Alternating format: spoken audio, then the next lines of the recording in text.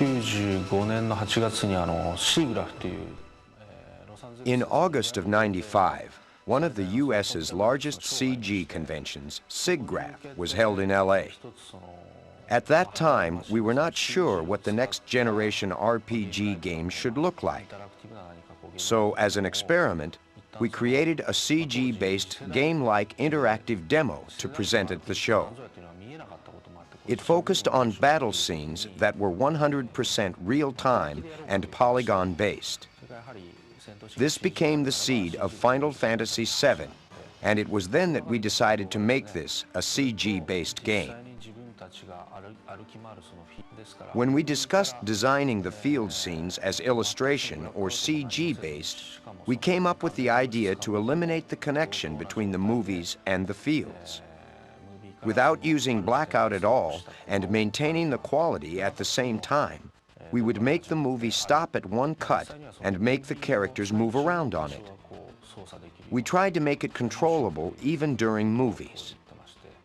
As a result of using a lot of motion data plus CG effects in still images, it turned out to be a mega-capacity game, and therefore we had to choose the CD-ROM as our media. In other words, we became too aggressive and got ourselves into trouble.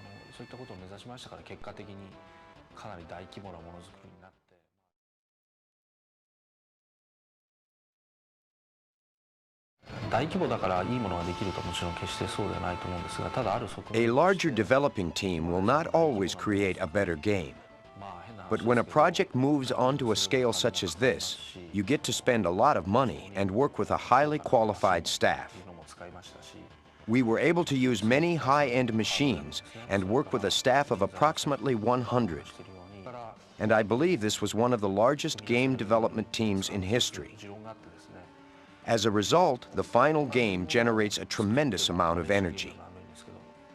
My theory is this: if one person creates a game, it can be a racing game or anything, or 10 people create the same game, the one created by 10 people will be much richer in scope.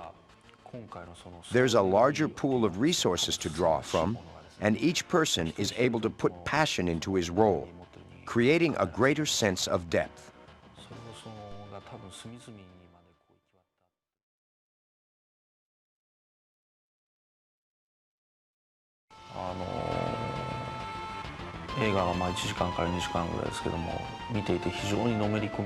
It is easy to get emotionally involved with both films and games, although in different ways.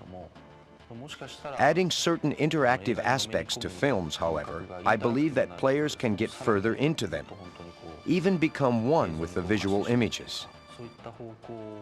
I have always emphasized visual and sound effects because rather than making my games equivalent to films, I want my games to surpass films.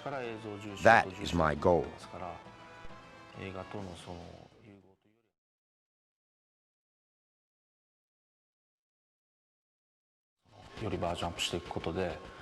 Without changing the basic gameplay, the visual and sound effects have been significantly enhanced, further drawing the player's emotions into the game.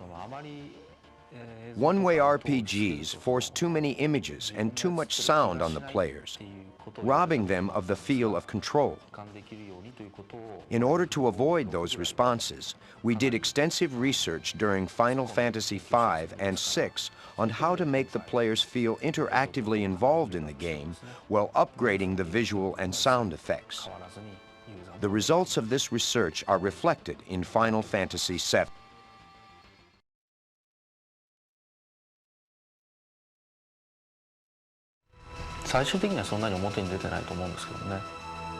When we were creating Final Fantasy III, my mother passed away.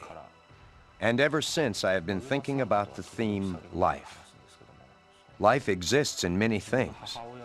And I was curious about what would happen if I attempted to analyze life in a mathematical and logical way. Maybe this was my approach in overcoming the grief I was experiencing.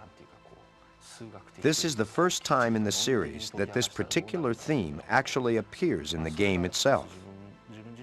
See if you can spot it.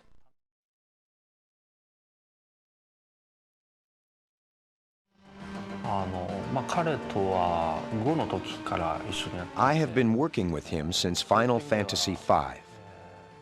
When he joined Square, he told me he initially wanted to become a film director, but that he thought this would be impossible in Japan. The previous versions of Final Fantasy could be called puppet shows compared to this one.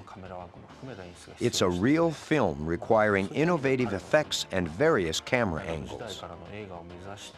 His experience studying cinematography and making his own films has contributed a lot to the making of the game. He is the director of this game.